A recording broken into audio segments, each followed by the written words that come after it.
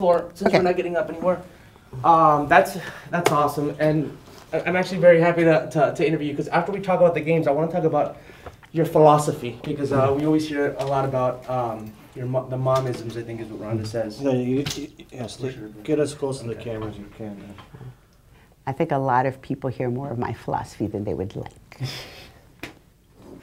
That's awesome. Well, you know, we need a few people in the world that can give us a guide. Can I swear on this, or do I have to? We'd rather prefer not, I did not. If okay. you do the occasional swear, it's okay because one beep every once in a while is fine. But if it's beep, beep, beep, beep, beep, so if you really need to let one out, go ahead and let it out. I was going to say then you probably don't want to hear some of the things that I told Ronda's coach, who I hate. Okay, well we'll get to that. We'll definitely get to that. There's a lot of swearing involved in that, though. So I think you would have to beep all of it. Okay. Well, we can do an online exclusive. The stuff online we can. Well, I will tell you this. Every time I go into his gym, he says, well, he used to say, how are you? And I say, how the fuck do you think I am in your fucking gym? And I fucking hate you. And so now he doesn't ask me how I am anymore. Wait a minute, hold on. Are we talking about one of our current coaches? Yes, I hate him. I would run over him with my car if there wasn't a August. Yes, you could say his name. We'll Who the fuck is he? He's not like fucking the nameless one from Harry Potter. I hate that guy. Okay. He's like the most worthless human being God ever put on this earth. Should we start with this and then go with, okay. No, we should start talking about my company because it's okay, really cool. let's get that out of the way and then we'll get the online. What do you get out of the way? My company is awesome. You know what I mean? We do good things. You're kind of exciting me with the other stuff. See, here's the thing, you know, people like to hear about that and, you know, some celebrity this or that, but that's not what's important in life. Like my daughter Jennifer said to me, you know, Maria Burns Ortiz, my other daughter, wrote this book with Ronda, and it's on the New York Times bestseller list. And Maria co-founded the company with me, and she's our CMO. And then Ronda is the world champion in mixed martial arts. And so Jennifer says to me, Mom, I'm your least accomplished daughter.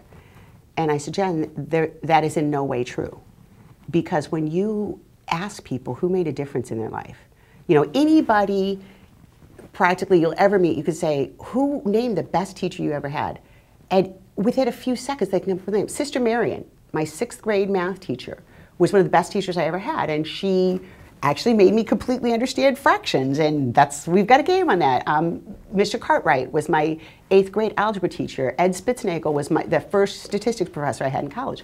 I remember all those people, and it's been 40, 50 years, well, not 50, but it's been a very long time, and most people can bring to mind right away some teacher that really mattered to them.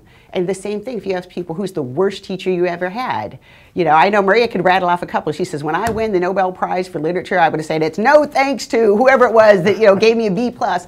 But those are the people that make a difference. And I mean, it's great that Ronda wins, don't get me wrong. But when you think back 20 years from now, you're not going to be thinking so much about some celebrity that was on TV. You're going to be thinking about that teacher in the classroom. Like I teach judo at Gompers Middle School.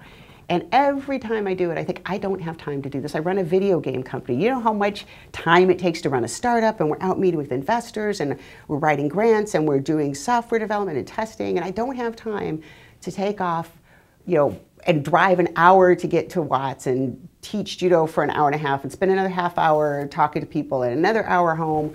But every time I do it, I'm really glad I did, because the attention you give to people matters. Teaching people matters. Making people have skills and understand things they couldn't do before matter. And it's kind of sad we don't value that more than whoever's on TV today. So that was the original idea, and I wanted to do this since I was in my 20s. When I applied to graduate school, they said, what do you want to do your dissertation on? And I said, I worked up in Banning, California, up in the mountains, and there were a lot of kids who were in group homes that had been gangbangers down in LA, and they get sent to a group home, and so they were in our middle school and high school. And a lot of them had real problems with authority. They had, had parents who put cigarettes out on them, beat them. I mean, it was just horrible situations, and some of them, I don't know what their deal was. But regardless, they had all these emotional problems, and some of them for a really good reason. I mean, if somebody treated me like that, I would be a very angry person too. So I thought, well, if we could use a computer to teach them and kind of remove the people they're rebelling against, then at least they could get ahead or keep up academically, and then those people over there that, talk about why you hate your mother or whatever, they could work on it psychologically. So when you got to this point where you didn't want to punch everybody all the time, you were academically caught up, and that would be a really good thing. And it was a great idea. But if you think about what computers could do, 30 years ago, 25 years ago, I did a few text-based games. I got other interests, went off and wrote a dissertation on intelligence testing in the US and Mexico. And then my husband got in an accident, and he was in and out of hospitals, and then he died. And so, I went and I started a company to make money because I had 3 kids and I had to make money. So now the kids are big, and I'm able to go back and do what I really want to do, and that's develop games that teach math, and not just math, but now we've got games that they're teaching English. We have a bilingual game coming out.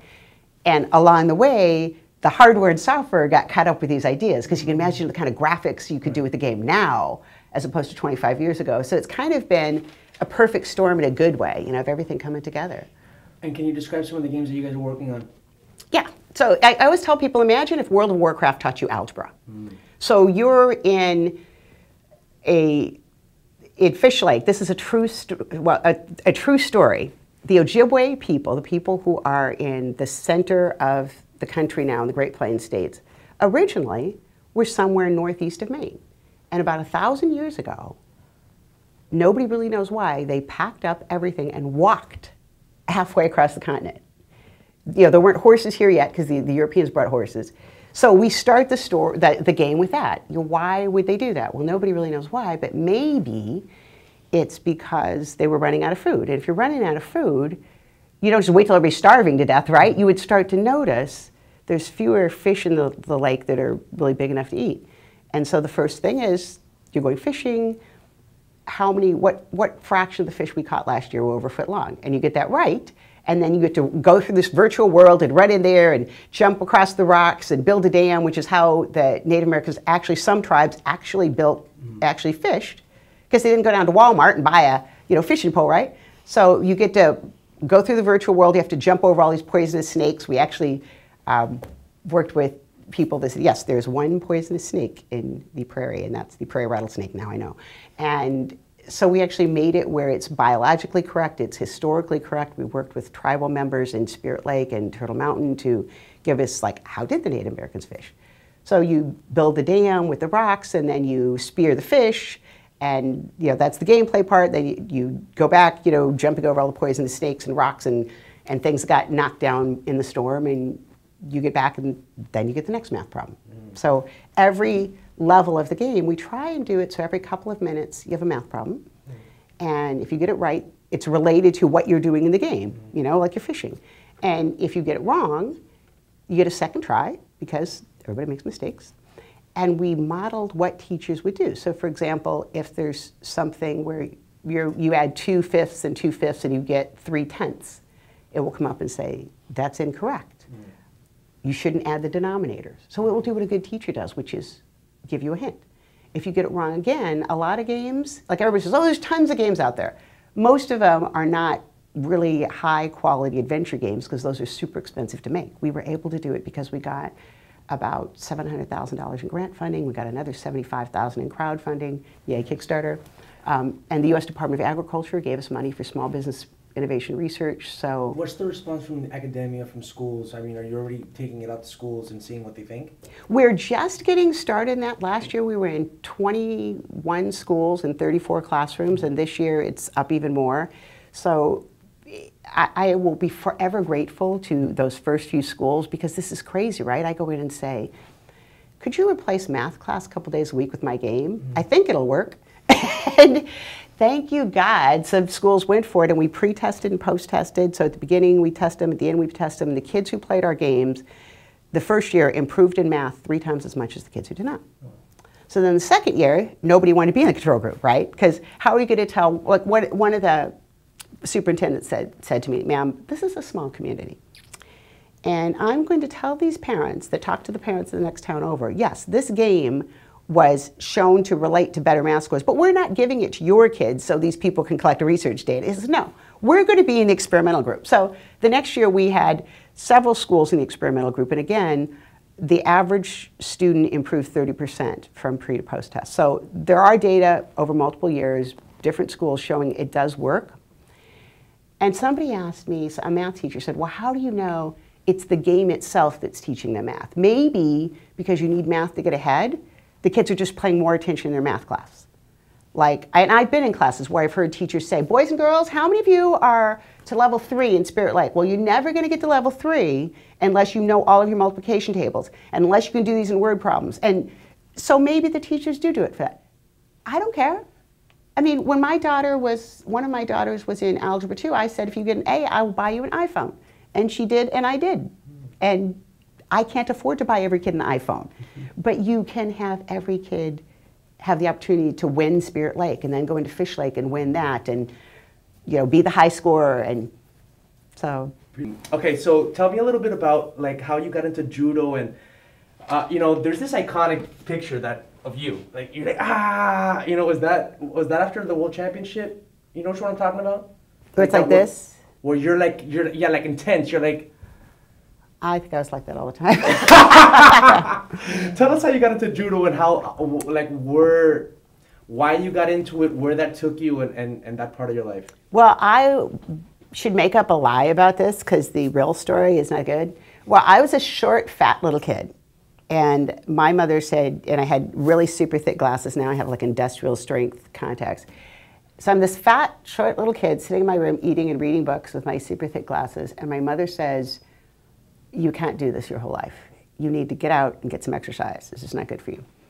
And so she takes me down to the YMCA and she opens the car door and she pushes me out and says, go join something. And I was not happy. And this is before Title IX. Like now, there's all kinds of sports girls could join, right? Well, back then, they could just say, well, we're not having any girls, and they didn't. So I had 3 choices. I could do swimming, which if you're a fat girl, you really don't want to put on a swimsuit, right? Because people make comments about whales or whatever. And then I could run track, which if you're a short, fat girl, you don't really run that fast, right? And then I went in, they had this judo class. And the judo instructor allowed girls to be in the class because his sister had wanted to do judo. So he had allowed girls to join, so his sister had people to do judo with. By the time I came along, his sister was already a black belt. And so I thought, well, this looks good, and you have the uniform right, so I don't have to wear a swimsuit. And I went in there, and it turns out if you're really short, you're hard to get under, right, for leverage. And if you're really fat, you're hard to push over because you're heavy. So I did really well from the beginning. I was, seriously, it's like if you ever see one of those little dorm room refrigerators, it's trying to like throw one of those. My mean brothers called me Stumpy because that's how I was built. So yeah, I was good at it from the beginning, and I lost weight, never got taller, never got better eyesight. And plus I had 3 brothers and a sister. We used to fight all the time because, you know, people who think girls don't fight, I don't know where they grew up. Yeah, so I was used to fighting, you know, and we were kind of, you know, we, at the time, were living in Southern Illinois, and Hispanics are not very common then at the time, and so everybody said, are you half black and half white? And we got called a lot of names, and so my reaction to being called names when I was a kid was to punch the other person. It's kind of still my first impulse, but I restrain it. So yeah, I was used to fighting, so I was good at it. And instead of getting kicked out of school and in trouble, I fought people, and they're like, here's a gold medal. And after a few years, they're like, here's another gold medal. Want to go to France? I was like, yes, this is cool. So I just kind of fell into it. I didn't have any family background in it. My parents thought it was really stupid. I won the world championship. Well, before I won the world championships, I won the junior nationals. And I was actually in college when I won the junior nationals. So I was 16. And I called home and said I won the junior nationals. And my dad said, why are you not at school? Because I had taken off. I was taking some summer classes, and I had taken off to go to the junior nationals and compete. And yeah, I was very upset about that, and called my big brother, and he said, hold on a minute. So he puts the phone down, and he comes back like 10 minutes later. And this is back when you had pay phones and stuff. He had gone, he lived in a high-rise dorm. He goes, yeah, I just ran up and down the stairs and knocked on every door in the dorm and told everybody my sister won the junior nationals. My brother's cool. That's awesome. Okay, so let me segue into this part. You said your parents thought that it was stupid that you were doing judo. When obviously you didn't think it was stupid when Ronda was doing judo because you got her into it. And, oh, no, I told her not to do it. Really? Yeah. Why? Well, because she was doing swimming. She was very good at it. You know, she made it to the Junior Olympics regionals, and she was 10, and, you know, there's 12,000 kids that swim in the LA region, so that's good. And I said, your mom was the world champion. Everybody's going to expect you to win the junior nationals your first time out. You have swimming. It's your own thing. They give college scholarships for swimming. Do swimming, you know. Everybody will expect too much of you. And my friend Hayward Nishioka said, no one remembers you, AnnMaria. Let the kid do it. That is, and what do you think about, you know, what she did in, before we get into the MMA, what do you think about what she did in judo? Well, I think it was really good. I mean, the main reason I put her in at the beginning is she had a lot of speech problems when she was young. And so when she moved here, she didn't know anybody, and she was at a school that was like 85% Latino, and she stood out because she's blonde, and, you know, there are blonde Latinos, and she's only half, but, you know, and plus, like I said, she had trouble speaking, and she would get nervous. She had even more trouble. And so I took her to judo because I figured, well, in judo, you have to talk. You don't have to talk to the other kid, but you do it with partner, right? So at least she'll meet some other kids, and she made some friends. And so that was my big thing for her, was she made some friends, and she had some kids to hang out with. And then from the beginning, I thought she had a lot of talent. And I called USA Judo, who's the national governing body, who is worthless as tits on a boar. Oh my God. And I said, I have this kid that I think is going to be really good. And do you have some kind of development plan, something to do for kids that, you know, have a lot of talent? And they laughed at me and said, that'd be good to have, wouldn't it? I was like, well, you guys are useless. So I just tried to think back on, okay, well, what helped me? You know, what helped make me successful? And then every opportunity I had when I would run into people who were, you know, Olympic medalist or on the world team or whatever, I'd say, think back to yourself when you were like, you know, 15 or whatever. Is there anything anybody could have done for you? If you could go back in time, is there anything you would do for yourself differently? And so I basically tried to do it like I would do a research project. Say, this is what worked for me, this is what worked for other people, and let's try and apply that and see if that will work for Ronda as much as possible. And then what was your feeling when she got as far as she got? World Championships, bronze medal at the Olympics, and also incorporating her style.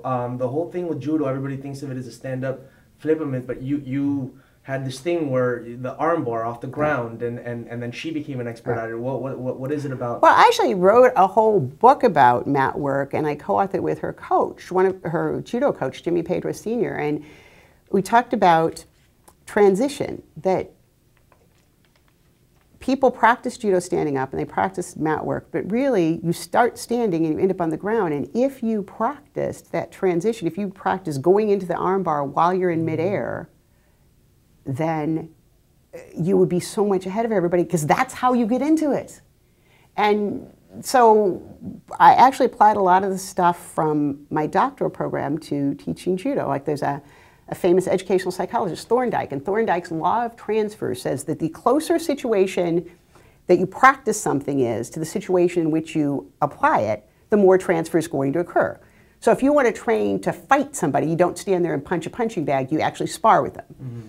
So yeah, I tried as much as possible to apply the stuff that I knew to helping her get better. And then I tried taking her to lots of people. Unfortunately, I'd been in judo a long time, so I knew a lot of people. And if I know this person was good at, say, you know, Uchimata, which is one of the throws that she ended up being the best at, I would take her to learn from them. And then that person does Uchimata a different way, so I'd take her to learn from them.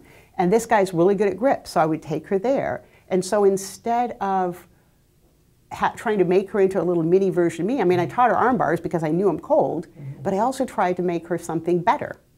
And there's I wish I remember his name, there's a Japanese gentleman who had been a competitor, and I don't remember what he did, if he, you know, won the All Japan Championships but not the Worlds, or got second in the Worlds or something. But anyway, then he went on and became an instructor, and his student went and won the World Championships. And somebody asked him, do you feel bad that your student accomplished something you've never been able to do? And he said, oh my, no. He says, I feel great because it shows I'm a better teacher than I was a competitor. That's awesome. And okay, so now segueing into the MMA part.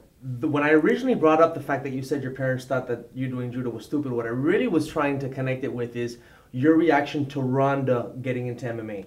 It's the one, like, everything that she has to say about you is always overwhelmingly positive and how influential you are, and but she always likes to point out that you didn't think it was a good idea for her to get into MMA. What did you think at the time, in hindsight? Can you put it into perspective now? I think I was right and wrong. There were two reasons I thought it was a bad idea. I had no doubt that Ronda could win. I mean, I know Ronda better than anybody in the world, and I certainly know her athletic capability, and I had no doubt that she could beat anybody out there. Mm-hmm. That was no question. But the same reason my parents thought judo was stupid for me, I thought MMA was stupid for her. There was no professional path for women. There was no way that you were going to make money on it, get a college scholarship. But she could have gone to a lot of universities. Ronda's super smart. She had an Olympic medal. She could have, I was working at USC, so she could have gone to a number of colleges for free. And instead she decides to go and do something where people are, fighting for maybe $500. It just made no sense at all. And what she has done in that is incredible. I mean, she's basically made a field that didn't exist before. So it's kind of crazy, and I relate to that because, we're doing a startup and trying to make an entire genre of adventure video games. So yeah, in a way she's been a model for me in creating a field that didn't exist and being, wildly successful in it. So the one concern I had for her was about, making a living at it. And that proved to be wrong. The other concern I had for her is the type of people that are around, and that proved to be right to a great extent.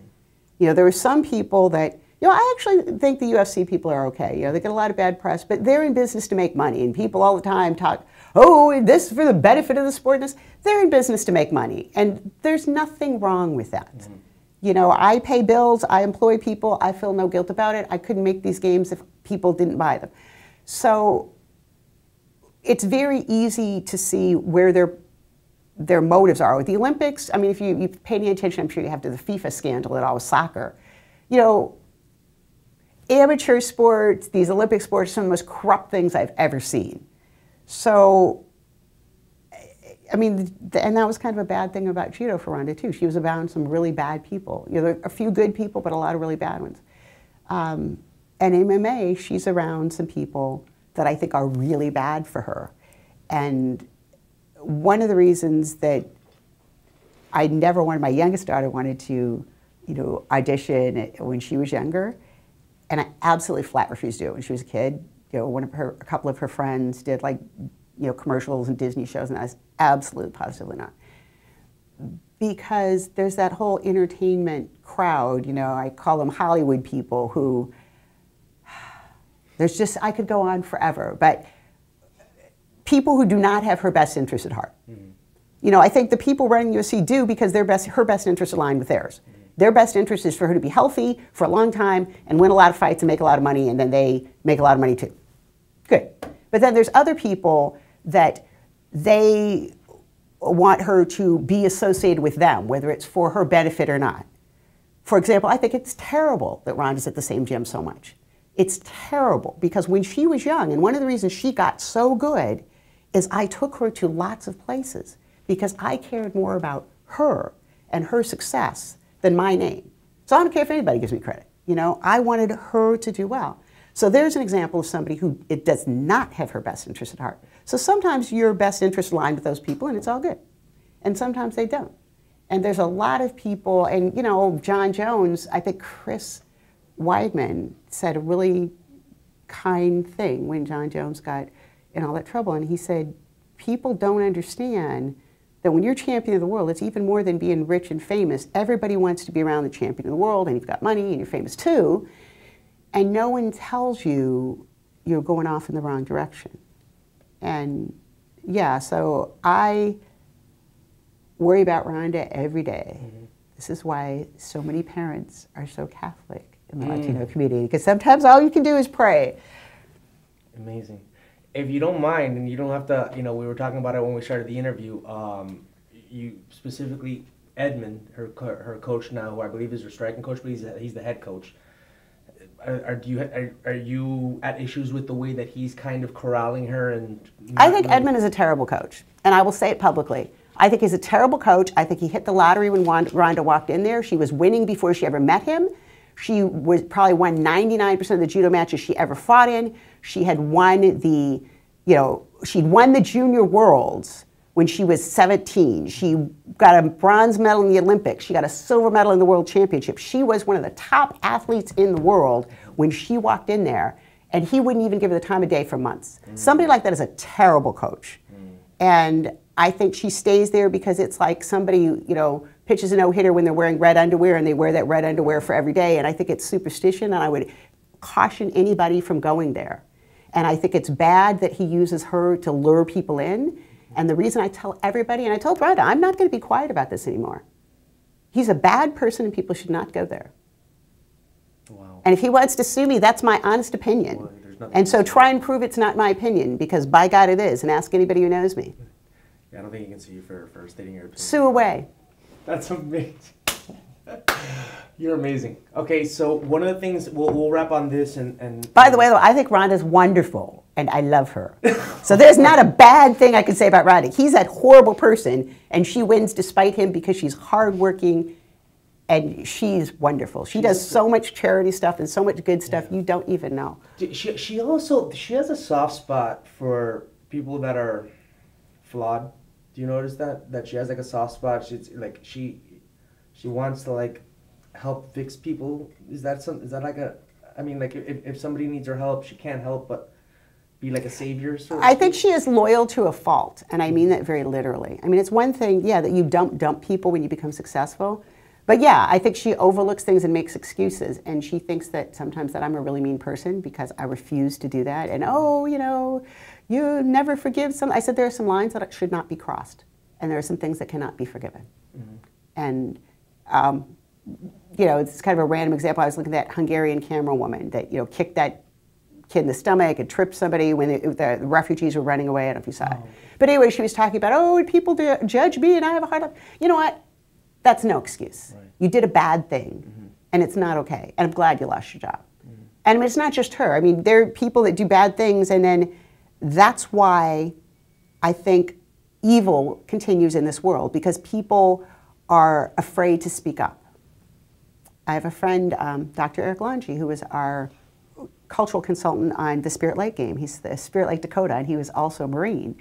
And he was telling me that, in his opinion, that physical courage is far more common than moral courage. That people will, you know, stand up, you know, punch the other guy in the bar fight. They'll step in front of a bullet for you. They'll jump over on a grenade in a foxhole. But that same guy won't stand up at a board meeting and say, no, that's not right. And I've seen that to be true. And you see people who do bad things, and no one wants to cause any waves. No, well, I don't want to burn any bridges. You know what? Some bridges should be burnt, and you should salt the land behind you. Because there's some people who are bad, and you allow that kind of evil to continue because no one wants to speak up. No one wants to burn any bridges or make any waves.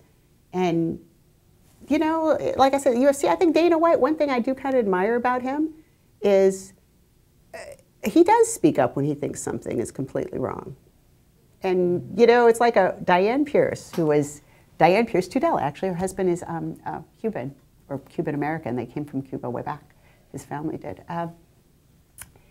She won more matches than any woman in the U.S. in history. When I was a kid, I really looked up to her. And when I was competing, I asked her why she wasn't the national coach. And she says to me, AnnMaria, you know, it's like this. It's not calling a spade that gets you into trouble. It's calling an asshole an asshole.